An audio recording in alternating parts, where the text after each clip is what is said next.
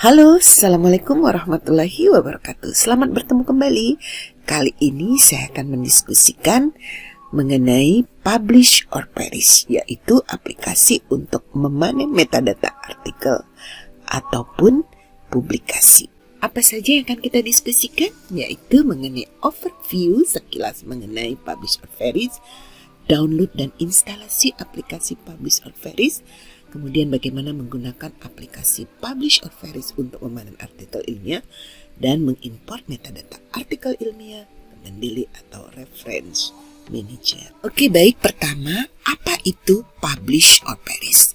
Publish or perish merupakan sebuah perangkat lunak yang dapat digunakan untuk memanen metadata. Tidak selalu full text ya, karya ilmiah semua bidang ilmu secara gratis. Publish or perish adalah piranti alternatif untuk Anda yang tidak memiliki akses berlangganan ke database komersial. Kemudian, apa itu metadata? Metadata suatu artikel adalah informasi mengenai artikel tersebut. Misalnya data bibliografi seperti kepengarangan, judul artikel, tahun cipta, dan tanggal publikasi. Materi deskriptif seperti kata kunci dan abstrak atau nomor identifikasi artikel, apapun. Nah, ini yang perlu kita pahami. Apa kegunaan publish or perish? Publish or perish dapat membantu kita menentukan jurnal tujuan untuk publikasi artikel kita. Publish or perish dapat dipakai untuk melihat performa peneliti melalui karya ilmiahnya. Bahkan publish or perish dapat digunakan untuk riset bibliometrik atau systematic literature review. Basis data apa saja yang bisa dipanen? Nah, publish or perish dapat memanen metadata dari Crossref, Google Scholar, Google Scholar Profile, Microsoft Academic, PubMed, Scopus maupun Web of Science. Nah, perhatikan tanda bintang ya. Tanda bintang 1, tanda bintang 2, tanda bintang 3 itu memiliki arti yang berbeda. Nah, tanda bintang 1 artinya kita bisa gratis. Kalau tanda bintang 2 kita memerlukan membuat akun atau registrasi lebih dulu. Sedangkan bintang 3 kita harus berlangganan, baik kita maupun institusi kita.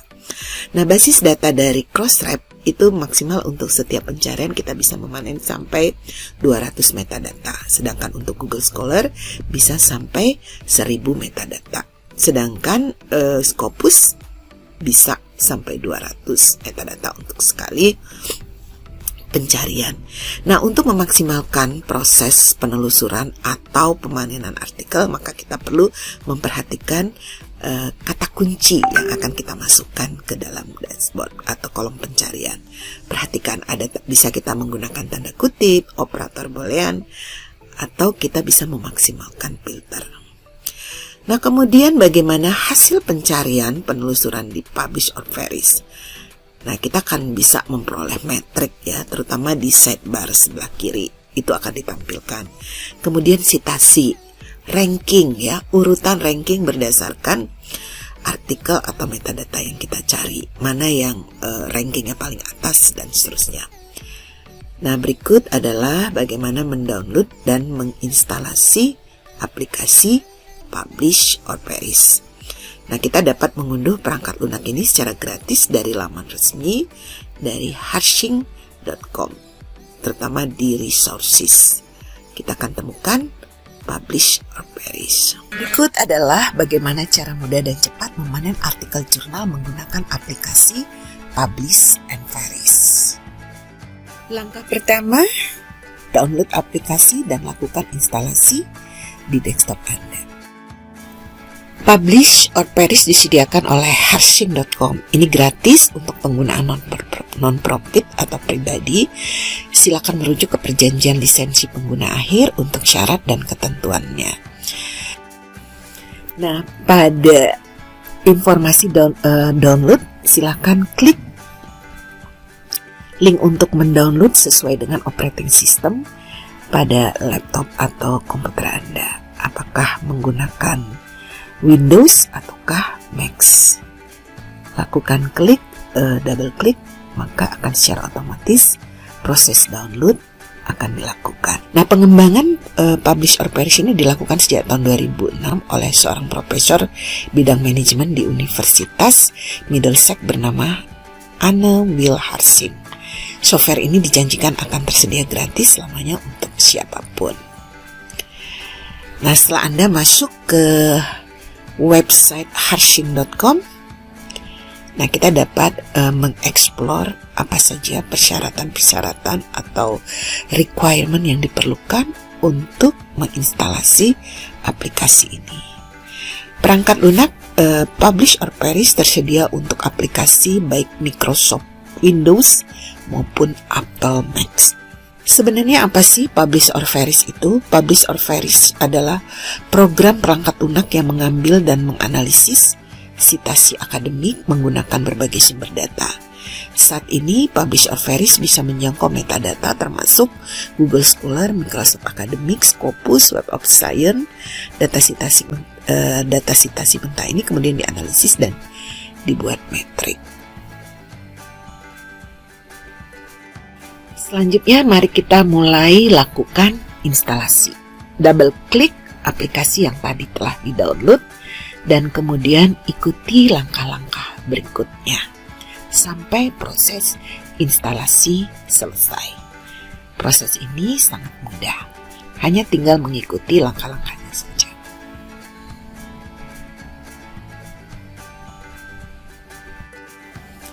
Setelah proses download selesai, kemudian kita akan masuk ke tampilan dashboard dari Publish or Perish. Ini adalah dashboard dari Publish or Perish.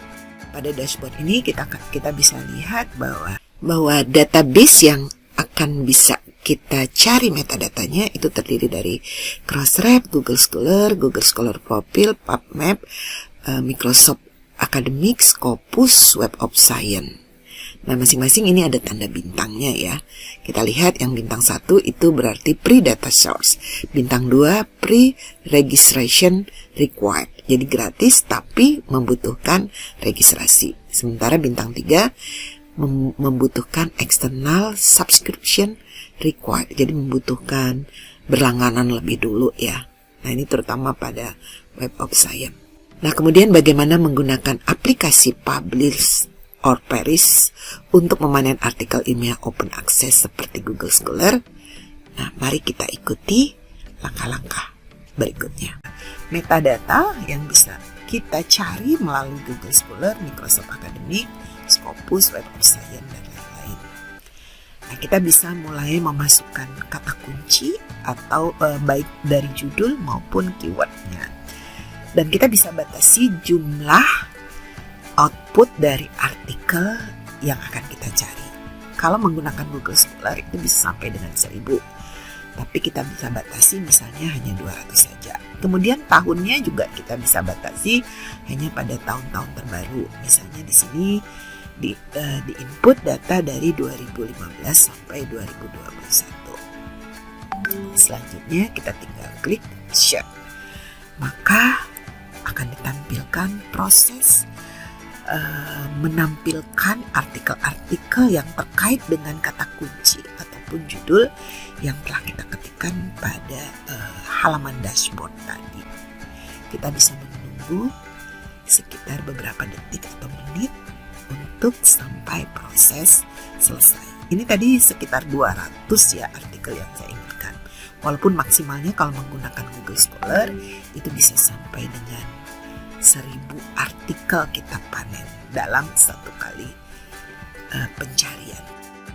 Nah, sekarang telah ditampilkan 200 publikasi yang siap disimpan lengkap dengan total sitasi, jumlah sitasi per tahun, serta H-index dan G-indexnya. Selanjutnya kita bisa mulai memilih-milih atau membuka ya satu persatu output dari publikasi yang sudah kita peroleh. Jadi kita bisa lakukan pengecekan satu persatu publikasi yang kita peroleh, apakah berbentuk buku ataukah berbentuk jurnal. Tapi umumnya lebih banyak adalah publikasi jurnal. Tapi tidak tertutup kemungkinan kita juga menemukan buku-buku, kemudian buku-buku yang tersedia juga di Google Book ya, atau publikasi lainnya misalnya di ResearchGate dan lain-lain, atau di Akademia Edu dan lain-lain. Semua publikasi yang sudah terindeks oleh Google Scholar akan dapat ditampilkan sesuai dengan kata kunci yang telah tadi kita masukkan. Silahkan dipilih-pilih atau dicek mana publikasi yang betul-betul relevan dan kita butuhkan.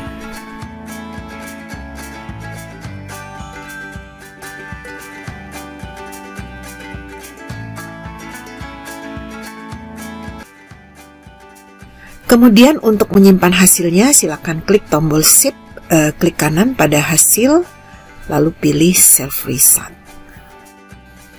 Kita dapat memilih format RIS untuk memudahkan diimpor ke aplikasi Mendeley atau aplikasi Reference Manager kita.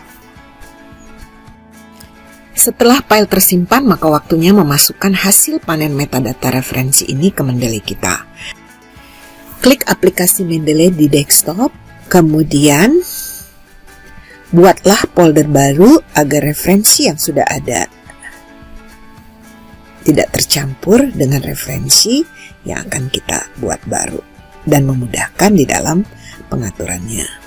Buatlah menggunakan tombol tambah folders di navigasi atau pilih create folder seperti pada tampilan berikut ini. Nah, sangat mudah bukan?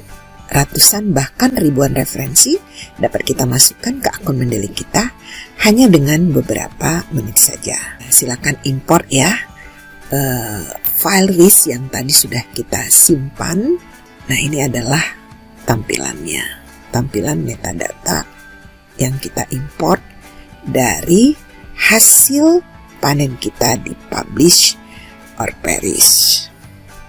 Selamat mencoba, semoga bermanfaat di dalam memperlancar tugas-tugas perkuliahan maupun untuk menulisan karya ilmiah akhir, baik berupa skripsi, tesis maupun disertasi. Selanjutnya, bagaimana menggunakan aplikasi Publish or Perish untuk menelusuri profil di Google Scholar berdasarkan author atau institusinya. Nah, jika kita ingin tahu di satu institusi siapa saja yang sudah memiliki profil Google Scholar dan seperti apa publikasi mereka, bagaimana disitasi dan lain-lain, nah kita bisa menggunakan fitur ini. Pada dashboard Publish or Perish, pilih Google Scholar Profile.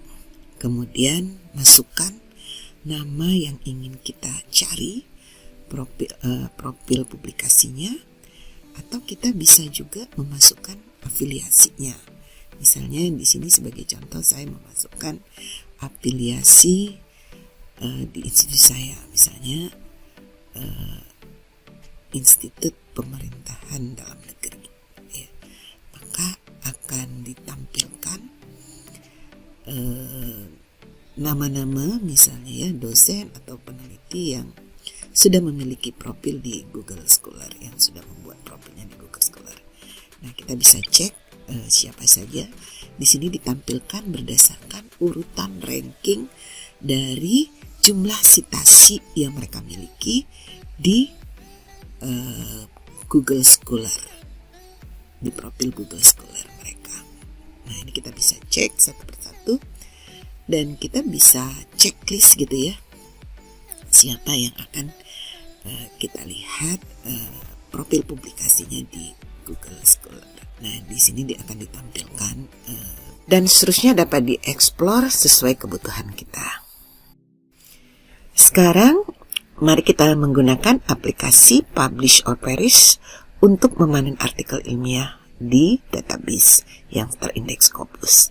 Nah, di sini dibutuhkan API key agar dapat memanen metadata dari database publikasi yang terindeks Scopus tersebut. Jadi meskipun gratis, tapi dibutuhkan API key. Silakan klik Scopus di dashboard Publish or Perish.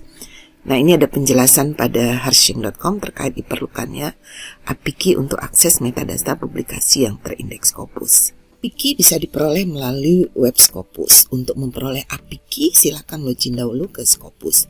Kita bisa menelusurinya melalui Google untuk bisa akses laman registrasi. Silakan buka scopus.com lalu login menggunakan akun Anda. Jika belum punya, maka Anda perlu membuat dahulu. Jika sudah punya akun Mendeley atau Sign Direct, Anda dapat menggunakannya untuk login. Nah, ini adalah apiki, silakan diklik. Nah, kemudian kita akan diarahkan kepada halaman untuk login. Silakan login menggunakan akun Anda yang sudah pernah Anda daftarkan di sini. Baik itu di Elsevier, ataupun di Mendeley, ataupun di Sign Direct.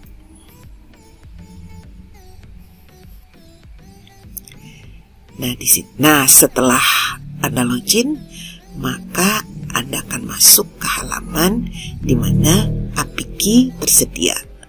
Kemudian silakan di-copy untuk nanti kita masukkan di dashboard Publish or Perish. Sekarang kita kembali ke dashboard Publish or Perish. Nah, klik menu View lalu klik Preference. Pada tampilan Preference, klik Scopus, kemudian tempel apiki yang telah di-copy pada field Your Scopus apiki, lalu klik OK. Nah, di sini juga ditampilkan informasi bahwa jumlah metadata yang bisa kita peroleh untuk setiap pencarian maksimum 200 metadata, dan kita bisa memelihara histori risetnya atau cache-nya selama 7 hari.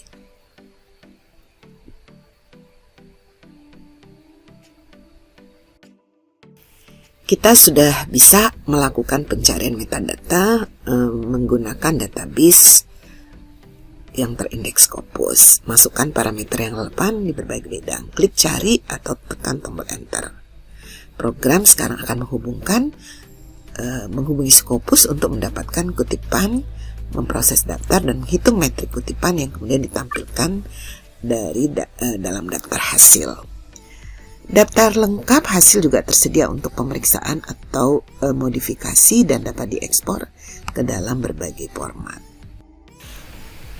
Untuk melihat setiap publikasi ke link asal atau jurnalnya, maka kita tinggal klik kanan untuk masing-masing metadata yang sudah kita peroleh berdasarkan hasil pencarian di Scopus tersebut. Setelah kita memilah-milah, kemudian mengecek setiap hasil dari metadata yang kita peroleh, termasuk link ke publikasi asalnya, jurnal asalnya, maka selanjutnya kita dapat melakukan penyimpanan dari hasil yang sudah kita peroleh, dan kemudian kita ekspor ke Mendeley kita, sama seperti database lainnya. Oke, selamat mengeksplor dan mencari metadata-metadata lainnya untuk kepentingan publikasi. Untuk mempelajari lebih dalam lagi mengenai Publish or Perish, bisa kita lebih perdalam melalui buku panduan yang ditulis oleh Anu Wilhamsing, dan itu dipublikasikan di website harshing.com. Terima kasih atas perhatiannya. Sampai ketemu lagi di panduan-panduan berikutnya. Sampai jumpa lagi.